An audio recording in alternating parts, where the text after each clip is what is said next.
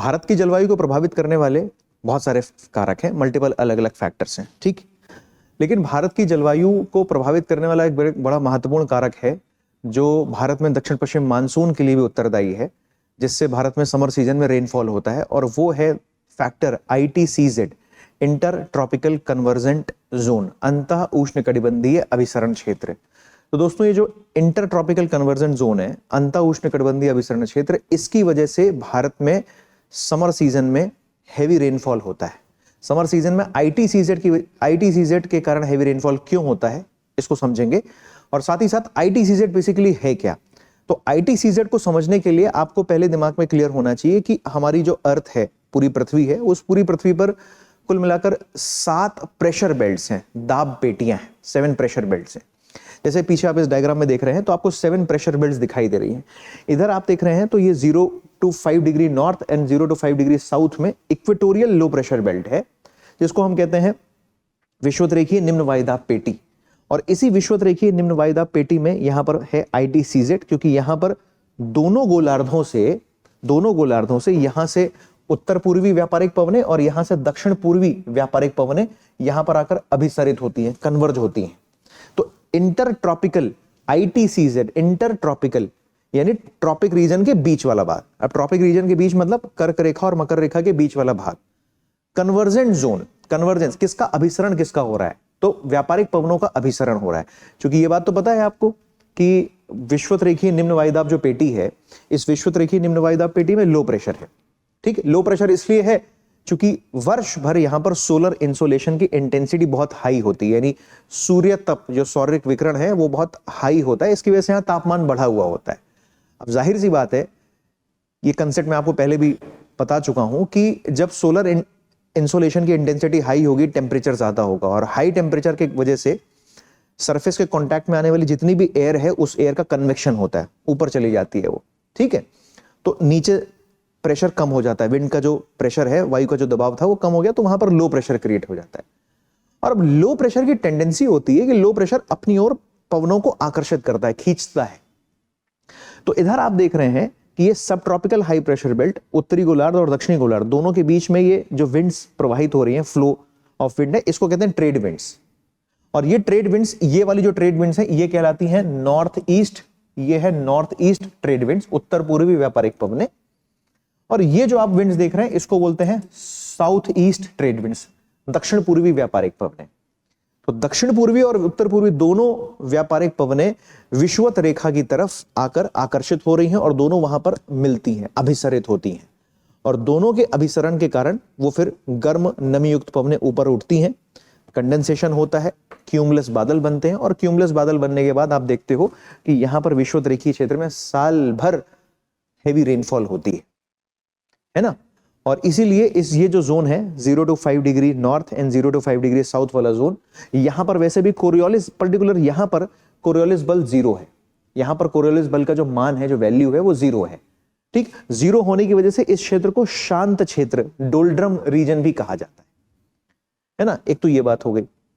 तो ITCZ को समझना है तो आपको प्रेशर बेल्ट्स को समझना पड़ेगा, बिकॉज ITCZ है क्या, ITCZ is nothing but a zone of low pressure, एक निम्न वायुदाब का क्षेत्र है, ठीक है। और ये ITCZ की जो स्थिति है ये स्थिर नहीं है, स्थायी नहीं है, ITCZ में परिवर्तन होता रहता है ना। और उसी परिवर्तन की वजह से भारत में आपको ऋतुओं में भी परिवर्तन देखने को मिलता है, ठीक है। इसके अलावा एक बेल्ट जैसे यहां पर ये है, तो ये सब पोलर लो प्रेशर बेल्ट है, ये पोलर हाई प्रेशर बेल्ट है। इसके बीच में सब ट्रॉपिकल हाई प्रेशर बेल्ट और सब पोलर लो प्रेशर बेल्ट के बीच में जो विंड का फ्लो है उसको बोलते हैं वो वेस्टर्लीज विंड है, ठीक। वो वेस्टर्लीज विंड है जिसको हम पछुआ पवनें कहते हैं, जिनका direction west to east direction में है। और ऊपर आप देख रहे हैं तो उपध्रुवीय निम्न वायुदाब पेटी से ध्रुवीय उच्च वायुदाब, पोलर हाई प्रेशर बेल्ट के बीच में जो विंड्स फ्लो हो रही है उनको हम पोलर विंड्स कहते हैं, जिनका डायरेक्शन है ईस्ट टू वेस्ट डायरेक्शन में फ्लो हो रही है, ठीक। यूजुअली आपको ये वाला जो रीजन है, यानी ट्रॉपिकल रीजन जो है, यहां पर आपको ट्रॉपिकल साइक्लोन्स देखने को मिलते हैं, उष्णकटिबंधीय चक्रवात देखने को मिलते हैं। जबकि आप सब ट्रॉपिकल हाई प्रेशर बेल्ट वाला रीजन देखेंगे और सब पोलर लो प्रेशर इस वाले रीजन में आपको यहां पर टेम्परेट साइक्लोन देखने को मिलते हैं, उपोष्णकटिबंधीय चक्रवात। क्यों उपोष्णकटिबंधीय चक्रवात, टेम्परेट साइक्लोन वहां पर बनते हैं जहां पर दो अलग अलग भौतिक गुणों वाली वायु राशियां आपस में मिलती हैं, टकराती हैं, जिसको हम कहते हैं फ्रंटोजेनेसिस, फ्रंट फॉर्मेशन, वाताग्र। ठीक है, अब जैसे आप देखोगे तो सब ट्रॉपिकल हाई प्रेशर बेल्ट से जो विंड्स जा रही हैं ये यूजुअली वार्म विंड्स हैं, गर्म पवने हैं। और जाहिर सी बात है पोलर हाई प्रेशर बेल्ट से, पोलर रीजन से अगर कोई विंड आ रही होगी तो वो निश्चित रूप से ठंडी होगी। तो यहाँ से ठंडी पवन और यहाँ से गर्म पवन आज के मिलती है, गर्म पवन ऐसे ऊपर चढ़ती है, तो बीच में वाताग्र का निर्माण होता है। और वो जो फ्रंट का फॉर्मेशन होता है, उसी फ्रंटोजेनेसिस को, वाताग्र निर्माण को ही हम कहते हैं टेम्परेट साइक्लोन, जो आगे जाके वेस्टर्न जो वेस्टर्लीज विंड है उनके फ्लो में इंडिया में एंटर करता है, और वेस्टर्न डिस्टर्बेंसेस वही है, पश्चिमी विक्षोभ। लेकिन आइए वापस टॉपिक पे आते हैं। तो इधर आप समझेंगे कि ये ITCZ की जो स्थिति है वो स्थिर नहीं है, स्थायी नहीं है। मतलब वेस्टर्न डिस्टर्बेंसेस को हम किसी दूसरी क्लास में समझ लेंगे, लेकिन अभी हम समझना, हमारा फोकस है ITCZ पर। आप देख रहे होंगे कि ITCZ की स्थिति स्थायी नहीं है। अब क्वेश्चन ये है कि ITCZ की स्थिति स्थायी क्यों नहीं है? तो ITCZ की स्थिति स्थायी इसलिए नहीं है क्योंकि ITCZ निर्भर कर रहा है किस पर? सूर्य की आभासी स्थिति पर। आपको पता है कि पृथ्वी सूर्य के चारों ओर रिवॉल्व कर रही है, रिवोल्यूशन हो रहा है, और उसकी वजह से हमें ऋतुओं में परिवर्तन देखने को मिलता है, जिसकी वजह से तापमान में परिवर्तन देखने को मिलता है। तो पृथ्वी के रिवोल्यूशन की वजह से साल में 2 ऐसी घटनाएं आती हैं जहां पर सूर्य का प्रकाश एक बार तो कर्क रेखा पर लंबवत पड़ता है, ठीक है, जिसको हम कहते हैं ग्रीष्म अयनांत। और वो डेट है आपकी कौन सी? 21 जून। तो 21 जून को ट्रॉपिक ऑफ कैंसर यानी कर्क रेखा पर सूर्य की आभासी स्थिति लंबवत है, यानी डायरेक्ट वहां पर रेज आ रही हैं। तो निश्चित रूप से टेम्परेचर ज्यादा होगा। टेम्परेचर ज्यादा होने का मतलब ही है कि वहां पर लो प्रेशर क्रिएट होगा। तो उस स्थिति में ITCZ उत्तरी गोलार्ध में शिफ्ट हो जाता है ना, उत्तरी गोलार्ध में शिफ्ट हो जाता है। और 21 जून को लगभग यहां पर आप देख रहे हैं, तो ये अगर आप देखेंगे ये भारत है, भारत, ये है विषुवत रेखा, और विषुवत रेखा में आप देख रहे हैं ये ग्रीन कलर से जो मैंने ड्रॉ किया हुआ ये है ITCZ। तो समर सीजन में जून के महीने में 21 जून के आसपास ITCZ की स्थिति लगभग 20 से 25 डिग्री उत्तरी अक्षांश के बीच में होती है, या आप कह सकते हैं कि गंगा के मैदान में आकर वो स्टेबल हो जाता है। तो अब ITCZ यहां पर मौजूद है, तो ITCZ मतलब जोन ऑफ लो प्रेशर, और इसी को कहते हैं मानसून ट्रफ या मानसून गर्त, यही कहलाता है जब ITCZ गंगा के मैदान में आके स्थिर हो जाता है। अब ITCZ भारत में आ चुका है, ITCZ मतलब लो प्रेशर। तो ITCZ क्या करेगा? लो प्रेशर पवनों को अपनी ओर आकर्षित करेगा, ठीक। तो यहां पर आप देख रहे हो दक्षिणी गोलार्ध में ये जो विंड्स है, जिसको हम कहते हैं south east trade winds, south east trade winds दक्षिणी गोलार्ध में है। और जैसे ही साउथ ईस्ट ट्रेड विंड्स विषुवत रेखा को, इक्वेटोरियल लाइन को जैसे ही क्रॉस करती हैं, कोरियोलिस बल के प्रभाव में वो अपनी दिशा से दाईं ओर मुड़ जाती हैं, राइट साइड मुड़ती हैं। और जैसे ही राइट साइड मुड़ती हैं तो यही साउथ ईस्ट ट्रेड विंड्स बन जाती हैं साउथ वेस्ट ट्रेड विंड, समझ रहे हैं। और यही south west trade winds India में मॉनसून लाने के लिए रिस्पॉन्सिबल है, जिसको हम कहते हैं ना ऑनसेट ऑफ मॉनसून, मानसून का आगमन। तो मानसून का आगमन कब होता है? जून के फर्स्ट वीक में, क्योंकि उस दौरान ITCZ धीरे धीरे धीरे ऊपर शिफ्ट हो रहा है। तो ऐसा तो नहीं है ना कि जून के फर्स्ट वीक में पूरे इंडिया में मॉनसून स्प्रेड हो जाता है। जून के फर्स्ट वीक में इंडिया में मॉनसून दस्तक देता है, और उसके बाद जून, जुलाई, अगस्त के तक आते आते पूरे इंडिया में मॉनसून स्प्रेड हो जाता है, राइट। और सितंबर के महीने में आपको पता है राजस्थान से मानसून वापस लौटना शुरू कर देता है। तो ITCZ यहां पर मौजूद है, जोन ऑफ लो प्रेशर यहां पर मौजूद है। तो साउथ ईस्ट ट्रेड विंड जिन्होंने इक्वेटोरियल लाइन को क्रॉस किया और क्रॉस करते उनकी डायरेक्शन बदल गई, अब वो हो गई साउथ वेस्ट ट्रेड विंड्स। और यही south west trade wind India में मॉनसून लाने के लिए रिस्पॉन्सिबल हैं, इसलिए इनको कहते हैं दक्षिण पश्चिम मॉनसूनी पवनें, साउथ वेस्ट मॉनसून विंड्स। और फिर उससे इंडिया में हैवी रेनफॉल अलग अलग जगह होती है। 2 ब्रांचेस हैं, अरब सागर की शाखा अरेबियन सी ब्रांच और बे ऑफ बंगाल ब्रांच, जो अलग अलग रीजन में इंडिया में रेनफॉल कराता है, राइट। दूसरा आप देखोगे कि अब ITCZ हमेशा यहां पर बना नहीं रहेगा। इसलिए नहीं बना रहेगा क्योंकि अर्थ जो है अपनी एक्सिस पर तो झुकी हुई है, और अर्थ स्टेबल नहीं है, अर्थ रिवॉल्व कर रही है, राइट। तो अब रिवोल्यूशन के परिणाम में, जब अभी तो ITCZ ऊपर था, जब अर्थ रिवॉल्व करेगी, और अब अर्थ रिवॉल्व करते हुए इक्वेटर से होते हुए, इक्वेटर के सामने से होते हुए वापस पहुंच जाएगी ट्रॉपिक ऑफ कैप्रिकॉर्न पर, ठीक है, यानी मकर रेखा पर। और वो मकर रेखा वाला समय है 22 दिसंबर का, जिसको हम कहते हैं शीत अयनांत। ये तो था ग्रीष्म अयनांत, समर सोलिसिटाइज, यह है विंटर सोलिसिटाइज, ग्रीष्म अयनांत, सॉरी शीत अयनांत। तो 22 दिसंबर को सूर्य की आभासी स्थिति मकर रेखा पर है, यानी सूर्य की जो किरणें हैं डायरेक्टली कहां पर हिट कर रही हैं? ट्रॉपिक ऑफ कैप्रिकॉर्न यानी मकर रेखा पर। और मकर रेखा पर हिट कर रही होंगी तो इस दौरान मकर रेखा वाले जोन में यानी दक्षिणी गोलार्ध में वहां पर निश्चित रूप से टेम्परेचर ज्यादा होगा। यहां पर इस दौरान टेम्परेचर बढ़ जाएगा और यहां पर टेम्परेचर बढ़ जाएगा तो जो लो प्रेशर पहले यहां बना हुआ था ऊपर, अब वो लो प्रेशर कहां बन जाएगा? नीचे मकर रेखा पर, क्योंकि टेम्परेचर नीचे मकर रेखा पर ज्यादा है, ट्रॉपिक ऑफ कैप्रिकॉर्न पर ज्यादा है। Are you getting my point? तो इस वजह से अब आईटीसीजेड भी अब साउथवर्ड शिफ्ट होगा। तो पहले आईटीसीजेड नॉर्थवर्ड शिफ्ट हुआ, अब इधर देखेंगे पहले आईटीसीजेड ये नॉर्थवर्ड शिफ्ट हुआ, अब आईटीसीजेड साउथवर्ड शिफ्ट हो रहा है।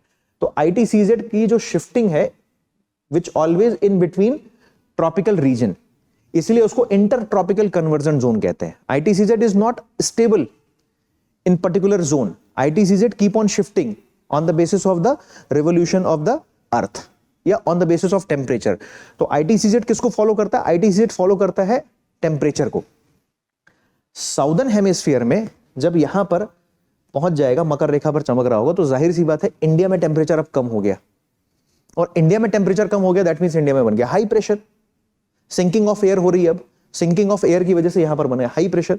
तो जो south west trade winds India में रेनफॉल करा रही थी, अब वही south west trade wind India से लौटना शुरू करेंगे, बिकॉज नाउ लो प्रेशर है नीचे और विंड की टेंडेंसी है कि वो हमेशा high pressure to low pressure की डायरेक्शन में फ्लो करती है। इंडिया में टेम्परेचर कम होने की वजह से सिंकिंग ऑफ एयर है, पवनें यहां से यहां की ओर प्रवाहित होंगी।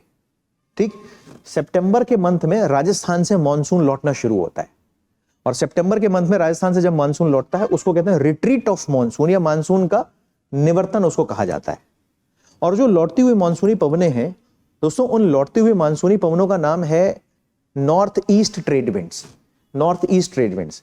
अब आपके दिमाग में एक सवाल आना चाहिए, क्वेश्चन आना चाहिए कि सर समर सीजन में जब आईटीसीजेड नॉर्थवर्ड शिफ्ट हुआ था तो उस दौरान आईटीसीजेड ने इंडिया में रेनफॉल कराई?